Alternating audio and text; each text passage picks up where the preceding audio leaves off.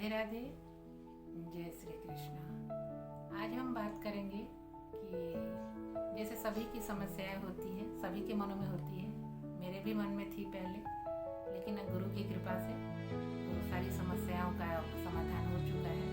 तो आज हम बात करेंगे कि हमें किस देवता की पूजा करनी चाहिए, कैसे समझ में आए।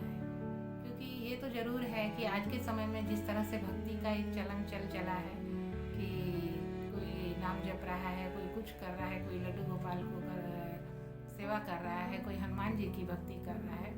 ऐसे में हम कैसे समझे, क्योंकि हमारे घरों में मम्मी पापा ने या सास ससुर ने बहुत सारी फ़ोटोज़ रख रखी हैं।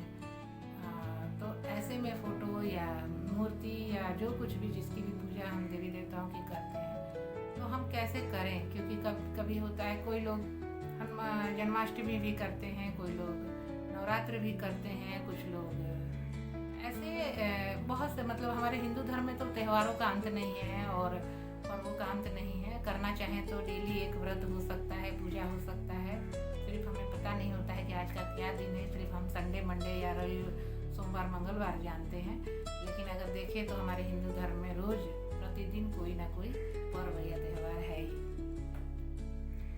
अब सवाल ये रह गया कि हमें पता कैसे चले कि हमें किस देवी देवता का पूजा करना है।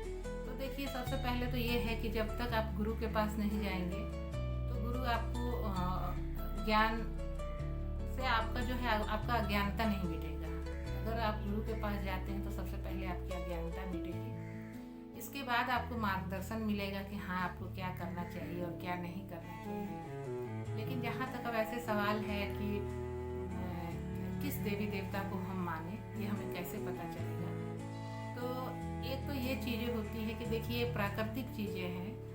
ईश्वर ने सभी के लिए सब कुछ में से कुछ ना कुछ निर्धारण कर रखा है। ये पहले से ही निश्चित है कि आप किस देवी देवता की पूजा करेंगे, आप आस्तिक होंगे कि आप नास्तिक होंगे कि आप क्या होंगे, ये पहले से ही निर्धारित है। तो कभी कभी परिस्थितियाँ ऐसी होती हैं, भगवान कहेंगे या जो भी है, हमारे ग्रह नक्षत्र जो भी है, इस तरह से हमें मतलब घेरते हैं कि या तो हम खुद देवी देवता, इस तरह की परिस्थितियाँ बनती हैं कि देवी देवता का हम सुमिरन करने लगते हैं।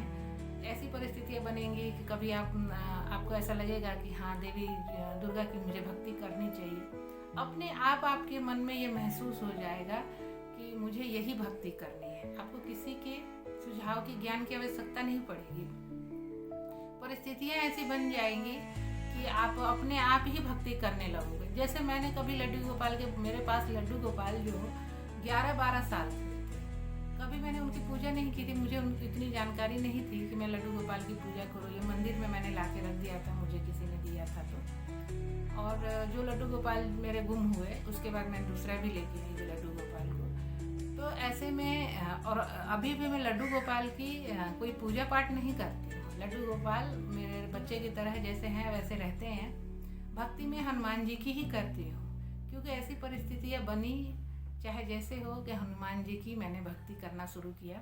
आज के डेट तक मैं हनुमान जी की ही भक्ति करती हूँ। तो परिस्थितियाँ ऐसी हो गई जैसे हनुमान जी ने मुझे अपनी भक्ति के लिए चुन लिया। मैंने हनुमान जी को नहीं चुना, हनुमान जी ने ही मुझे चुन लिया कि तू मेरी भक्ति कर। तो ऐसे होता है, आपकी परिस्थितियाँ ऐसी होंगी तो आप स्वयं समझ जाओगे कि मुझे कौन से देवी देवता की पूजा करनी है। आशा है कि आपको मेरी बात समझ में आ गई होगी। राधे राधे, जय श्री कृष्णा।